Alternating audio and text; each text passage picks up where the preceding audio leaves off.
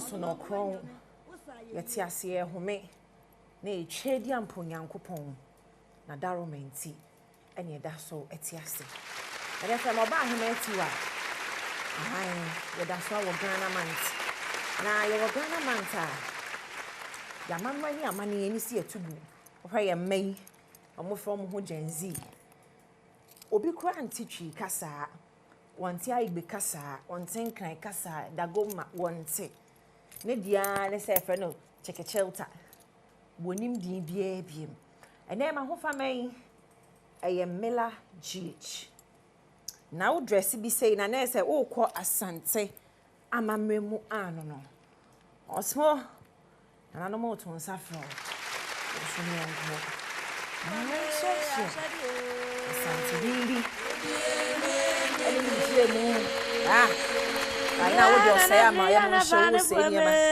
ya mo show kana ya do ano ebe to so na nanu mayi ma so tire se ma be nkuma no me de sad we ngen ta nanu akwan da fa me pacho mesre mu me pacho e ya be nkuma si ma do ano me de be nkum na esa ei no ko no ba nebo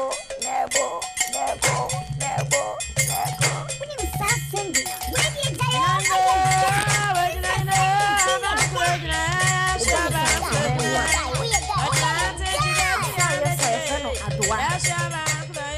na adwa no ye di eti ye pon ye sa ani ye nyina sa adwa ni bi e ko ni sei mo aso na di abosu ne mom wo ye benkuma te se me a wo sa do obedwama na esa wo ye di na nanom atabu ti abenkuma fo me kai mo school se me benkum ti ye ni drama troupe mo na ye nko asantidin bi ani ni ntremu asedan koma AC ohene onu ye papa ba ko a yenya ne fie ha mamra dore no adin TV amamre ye kokko na ye producer e wo so efa wuti wa udin edit wa me ye fra me amma tiwa na wo so di tiwa te se me so wo se wo be medin eye oti na nchemu a mensa kafa edin we ho no e kire se eti kokrowa lese wuti so a yentimi ntu tiwa o lese wuti so a yentimi ntu tiwa o te wo se wo hwekro hwe se obi a wodi tiwa bia ti so a lese ya wo ye ni emi ya yeti obo hwe yeti ketwa na no ma tu yeti wa na menim chebisa na nanom na ye bodi ni nchemu no hwe na ti ase se tete no sene a wonu mo tu din no ene nne nsonson ya abam kakra tete asem we besi eno ne hwede tu din ebi te se bedi akon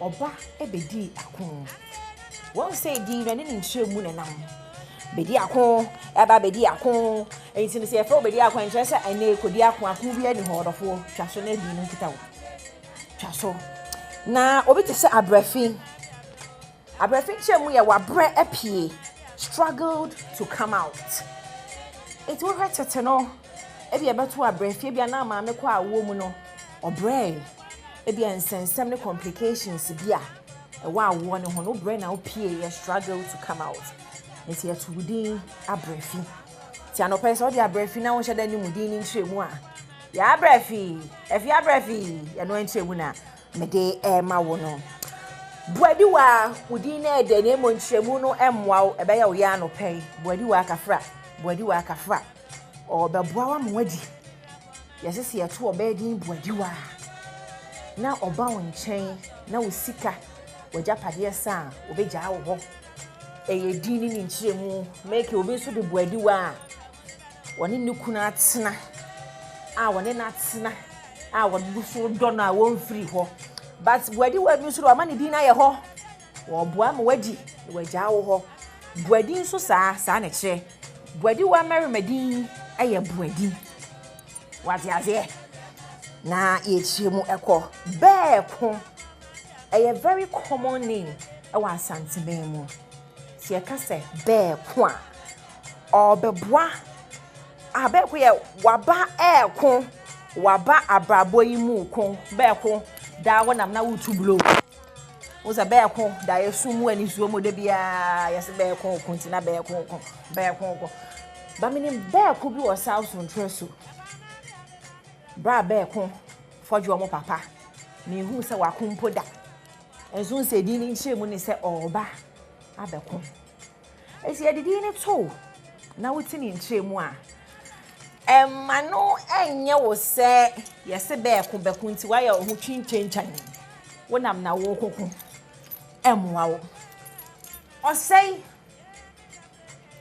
ayedi emu edu ye pa se ya ka se osei a ebi ofie ha chese okosei dom yesu yehowa ne behwefo osei niema wo sei niema ocha edomgu ba on say yehne kase a yeboni din koto yehne kase akwa santimemu a the whole kumama otumfo say tunana won kwaso nyankwa da ma opiaw the din ye osei nana say niema da nana ontwa adom bia nwui enti no edi ne de beto ni nchia munie by na obi so de osei anani abreach adom go wo say sesa wate sesa odi ni nchia mu no no na nche sesa na wotie maka be ko a kire obeboa maka boa di me kire obeboa ama wadi eti sa no wotie se boa di kire se obeboa ama wadi nye se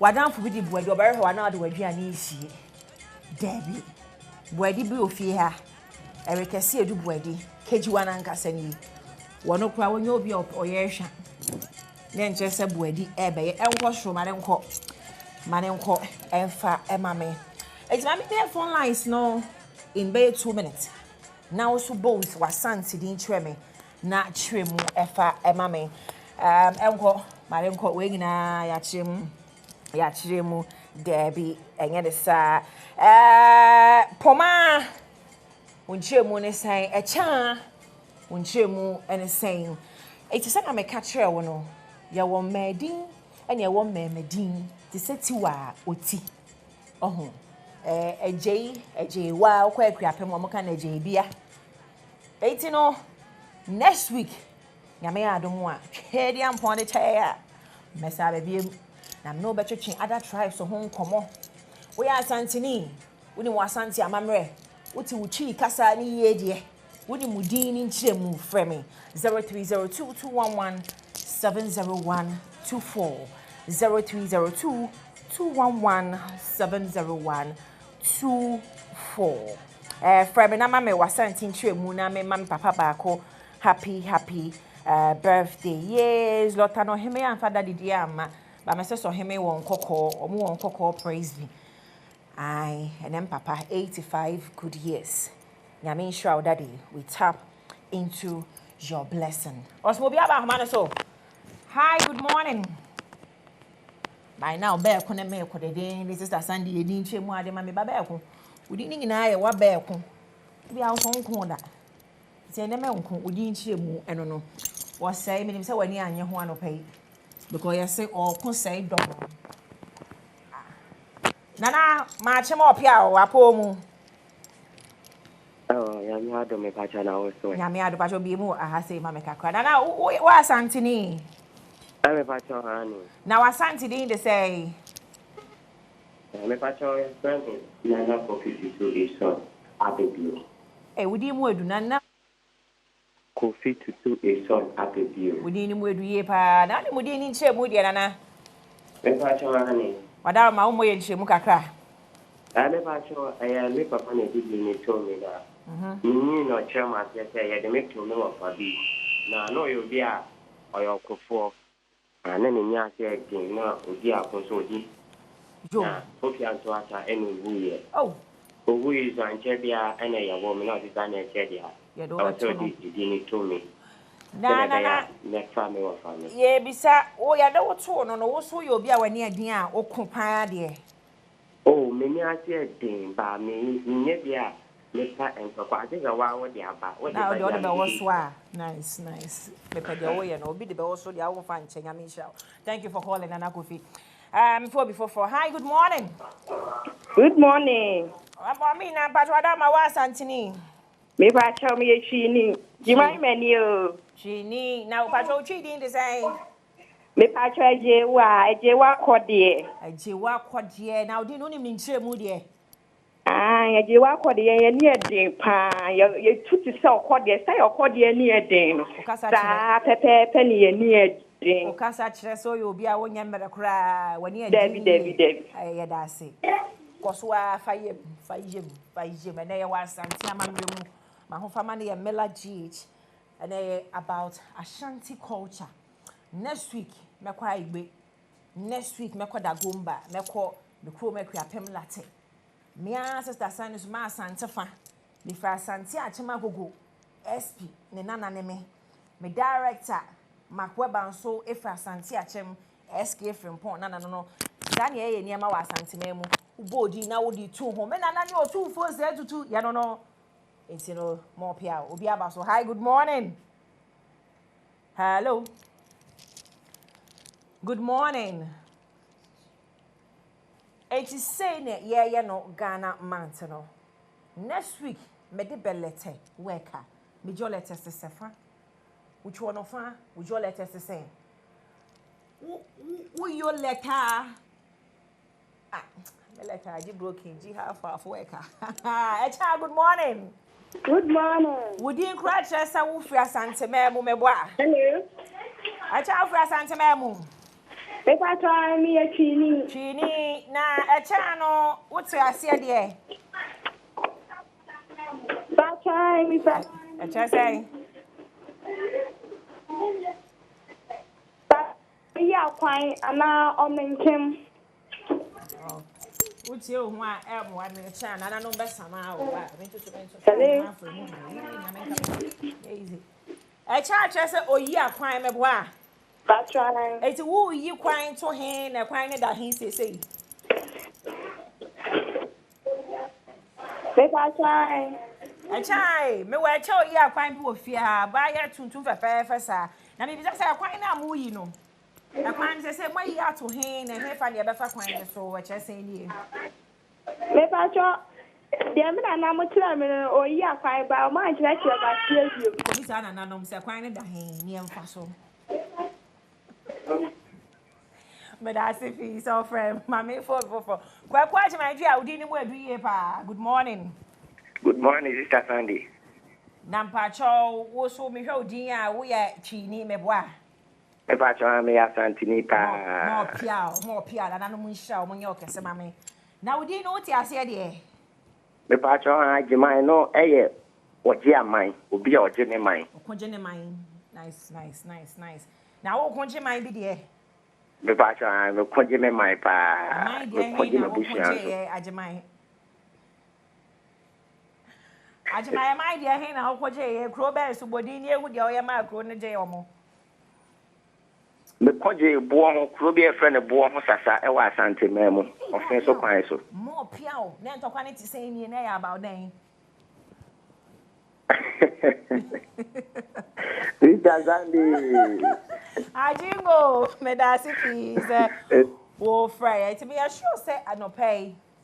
What's your baby? Yes, your baby di agwa kakra entertainment na ojeje wani na wusu usua. Won say hwe kwa ajemaya wo kwaje wo mai ti ajemai fo no. Wa mo bo mo metri die. Esisi su say ya ko ka ajemai ni ntoko babo hwe wiye wate. Eti no mami ntwa me homra. Na me ba menya ho kese gos in fact mama yen hia na na hima mu nyina wo ye ohema nyame nka ho ai say adwuma na easy na mo bre obedwam ade ni mi abanana ei ahema afo mo bre da na nhia na ahema afo nyina na nhia mo wo ye ohema na nhia wo adwuma ne so kwala mu ahema afo wate na mi ntwa me ho me ba mo dwumtuni bi wa ha wo de dwumadie bi ba wadi abeto na nanom anim oswo bodana kete kakra bodana nyom bodana doa no bodana doa na ebo wo obo ye me bezizia